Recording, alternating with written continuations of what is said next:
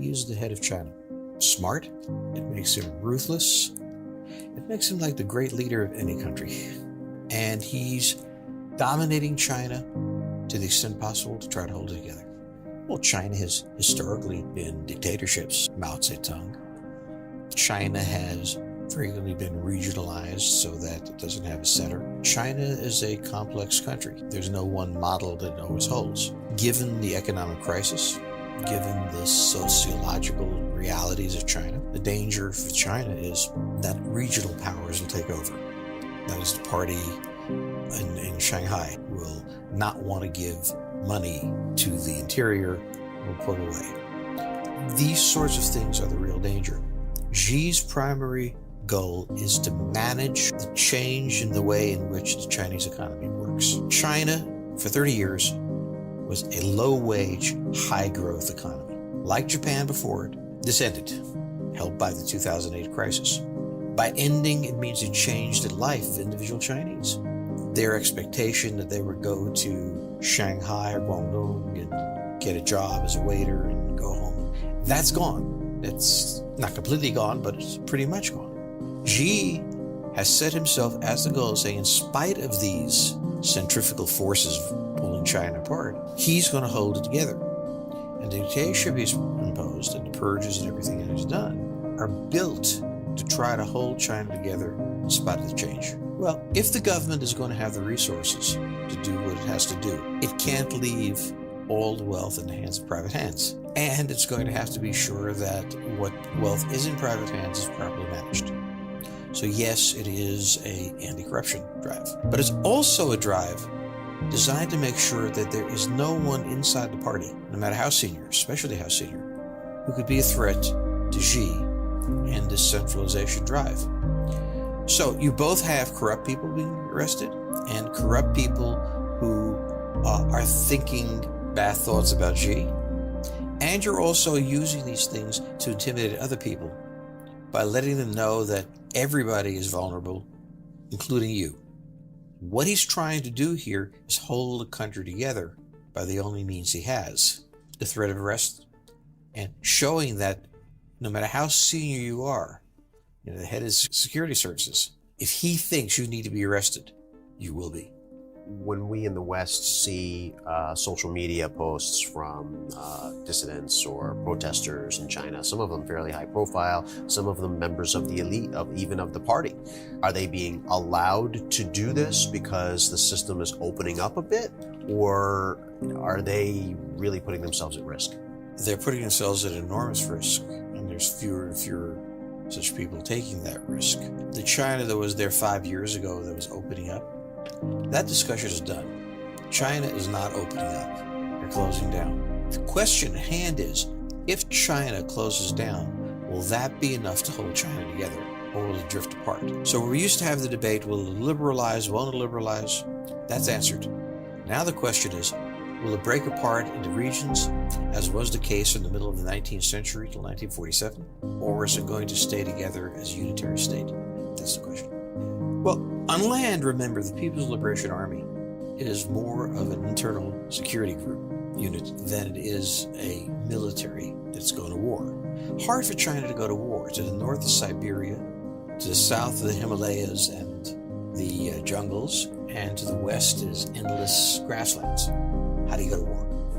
Who do you go to war with? The Chinese have one fear. They are a trading nation now. They export through the East and South China Sea. And that's surrounded by islands, and the U.S. Navy could, if it wanted, relatively easily close off China's access. And the Chinese know that the Americans' first move is to place sanctions on a nation and blockade. Their fear is that the United States is going to do this. So they're trying to find a way to open up, to force the South China Sea open. But as you said, they don't have aircraft carriers. They have aircraft carriers being built. And as people don't understand, having an aircraft carrier doesn't mean you have a force, because you have to have the cruisers, the destroyers, and everything else. And above all, you have to have an admiral. So in order to fight a carrier battle group, you need somebody who's trained in that. And the only people who train you to become an admiral is other admirals. And they've never done this before. So the Chinese are far away from being able to challenge the United States, for example. They will settle for agreements with countries like Taiwan or Philippines or Indonesia, guaranteeing their passage. It's very important to bear in mind that thus far, for all the talk, there's been no military action in the South China Sea. And that tells you what the Chinese are up to. So Xi is trying to hold the country together desperately. Right. How's he doing? How stable would you say the government is? I would say that at this point he's doing extremely well. One of the questions that's going to come is how bad is the economic situation going to get? And that's going to depend mostly on the American and European economies. China exports first to Europe, then to the United States. In a very interesting way, the future of China depends on Walmart and Carrefour. Will they be able to sell the level of products that they had in the past? Will it improve? Because if they have to depend solely on internal consumption, it's going to be very tough for them. So if Xi were to lose power, is there an obvious group that would fill the vacuum, or is it more of a chaotic transition? Well, I think then the question is, each region has a chief, party chief. The regions have very different interests. Xi is trying to make certain that those interests are harmonized, whether by bludgeon or by interest. And Xi is also trying to make absolutely certain that the central government survives. If Xi doesn't survive, it's very difficult to imagine who will replace him, who has the power and the credibility. You will see, I think, regionalization. Why hasn't Xi and the party done anything or done more about North Korea? They find North Korea very useful. Every time North Korea does something, the North Koreans don't talk to the Americans run to the Chinese. The Chinese talk to North Koreans, they come back to the Americans, and they say, okay, we've got it under control right now. Now, after they've done you this huge favor, it's very hard for the Americans to demand this or that from the Chinese. It's a mode of deflection. I don't know how much coordination there is between North Koreans and the Chinese. I suspect more rather than less. But it's very clear that for China, North Korea has a function, as it has for a very long time, of making the United States dependent on China to handle this problem. Is North Korea dependent on China? North Korea is dependent on everybody. It's a small, weak country surrounded by really major powers, and it needs its nuclear program, not nuclear weapons, the nuclear program as a bargaining chip to keep itself going. And it's learned very well that the United States in particular has a phobia about nuclear weapons, quite properly. The development of nuclear weapons frightens the United States, and that fear is going to result in, through the Chinese or directly, trying to find some sort of accommodation with the North Koreans.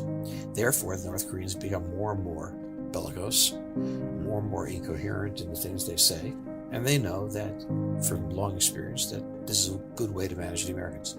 At what point could that flip on them, though? I mean, if the South Koreans lose patience... Well, the South Koreans certainly don't want to have to unite with the North Koreans and adopt their debts. They saw what happened to Germany. They don't need this now, particularly. So they would just assume North Korea be contained, and then that's that. Since the end of the Korean War, everybody has had the same policy. Let's contain North Korea. Let's not bring down the government, and let's proceed. Just ignore what people say. That's what they do. And the North Koreans know what the threshold is. At the point where they have deliverable nuclear weapons, you may flip the U.S. into doing something about it. So far, they've been very careful not to develop deliverable nuclear weapons, just underground tests that have no threat. And I think they know how far they can go. They also know how much they can extract.